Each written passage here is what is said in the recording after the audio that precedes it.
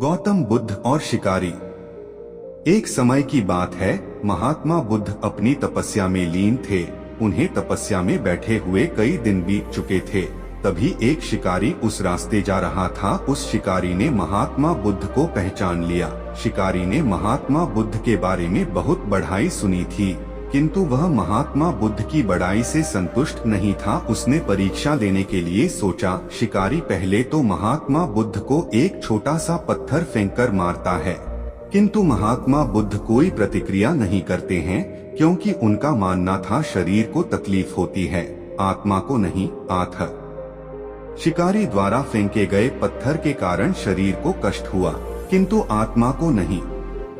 शिकारी कुछ समय सोचता रहा, महात्मा बुद्ध कुछ प्रतिक्रिया करेंगे, किंतु महात्मा बुद्ध अपनी तपस्या में लीन थे। उन्होंने कोई प्रतिक्रिया नहीं की। पुनः शिकारी ने पत्थर फेंका। वह पत्थर महात्मा बुद्ध के आंखों के ऊपर लगा और उस जगह से खून बहने लगा। महात्मा बुद्ध को आभास हुआ उनके शरीर से रक्त बह रही है, किंतु वह फिर भी अपनी तपस्या से नहीं उठे। शिकारी को गुस्सा आया और उसने पुनः एक पत्थर और महात्मा बुद्ध की ओर फेंका। महात्मा बुद्ध के शरीर से अब खून अधिक बहने लगी। इतनी पीड़ा महसूस कर महात्मा बुद्ध के आंखों से आंसू निकलने लगा। शिकारी ने महात्मा बुद्ध के पास जाकर पूछा, आपको जब मैंने पत्थर मारा तो आपने कोई प्रतिक्रिया नहीं दी। महात्मा बुद्ध ने बड़े ही सरलता के साथ कहा, क्योंकि इससे मेरे शरीर को कष्ट हुआ है, मेरे मन मस्तिष्क को नहीं। शिकारी अचंभित रह गया। उसने पूछा, फिर आपके आंखों से आंसू क्यों बह रहे हैं? इस पर महात्मा बुद्ध ने पुनः कहा, तुम्हारे द्वारा किए गए अनुचित कार्य के परिणाम के बारे में मेरा मस्तिष्क, मेरी आत्मा विचार कर रो रही है। तुमने इतना बड़ा पाप किया है, तुम्हें कैसी सजा मिलेगी? बुद्ध की बातों को सुनकर शिकारी महात्मा बुद्ध के चरणों में नतमस्तक हुआ और उनसे क्षमा याचना की। महात्मा बुद्ध क्षमाशील व्यक्ति थे। उन्होंने तुरंत शिकारी को क्षमा कर दिया और अपना आशीर्वाद दिया। वह शिकारी महात्मा बुद्ध का आशीर्वाद पाकर एक महान व्यक्ति और साधक के रूप में जीवन व्यतीत करने लगा। पुष्प के बदले शरण।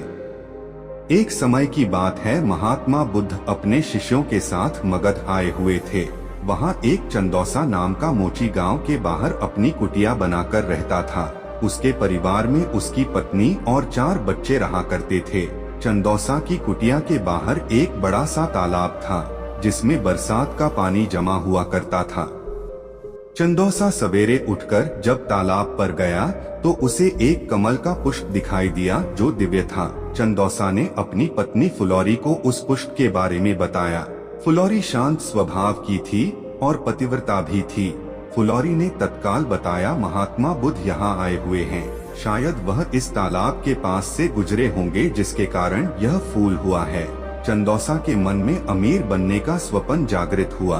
वह झटपट तालाब में कूद गया और उस पुष्प को तोड़कर ले आया और अपनी पत्नी से आगे की रणनीति बताता है, मैं यह पुष्पा राजा को देकर इसके बदले ढेर सारा मूल्य प्राप्त करूंगा और हम लोग अपना जीवन आराम से व्यतीत करेंगे।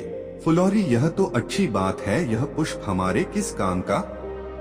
यह राजा को ही दे आइए। चंदौसा, ठीक है, मैं शीघ्र ही लौट कर आता हूँ। कहते हुए वह राजमहल की ओर तेज कदमों से निकल पड़ा। रास्ते में चंदौसा को तेज कदमों से जाते हुए एक व्यापारी देख लेता है। उसके हाथों में दिव्य पुष्प देखकर व्यापारी के मन में उस पुष्प को प्राप्त करने की अभिलाषा जागृत होती है। व्यापारी आवाज देकर चंदौसा को बुलाता है और उस पुष्प का मूल्य पूछता है। व्यापारी उस पुस्तक का मूल्य 2 स्वर्ण मुद्रा देने को तैयार हो जाता है, किंतु अंत समय में चंदौसा यह सोचता है, व्यापारी जब इस पुष्प का मूल्य 2 स्वर्ण मुद्रा दे रहा है तो राजा अवश्य ही इसके अधिक मूल्य देगा। व्यापारी को ना करते हुए वह राजमहल की ओर दौड़ता हुआ निकल गया। राह में राजा रत्नेश आते दिखाई दिए। चंदौसा ने उस पुष्प को राजा को दिखाया। राजा उस पुष्प का मूल्य 5 स्वर्ण मुद्रा देने को शीघ्र तैयार हो गए। चंदौसा सोच में पड़ गया कि इस पुष्पों में ऐसी क्या खास बात है जो व्यापारी और राजा इसकी प्राप्ति करना चाहते हैं, और मेरे पास यह पुष्प है जिसका मैं प्रयोग या मूल्य नहीं जानता। यह कितना मूल्यवान है इसकी समझ मुझे नहीं है। एकाएक चंदौसा के दिमाग में बिजली सी कौंध जाती है। वह राजा को भी ना करते हुए वह महात्मा बुद्ध के शरण में पहुंच जाता है।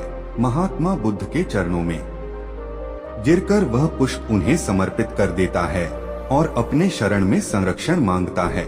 महात्मा बुद्ध चंदौसा को उठाकर हृदय से लगा लेते हैं और उसे अपने शरण में लेते हैं। चंदौसा को ज्ञान प्राप्त होता है, फिर वह अपने समाज में ज्ञान के माध्यम से समाज की पीड़ा हरने का प्रयत्न करता है और आजीवन महात्मा बुद्ध का शिष्य बन जाता है।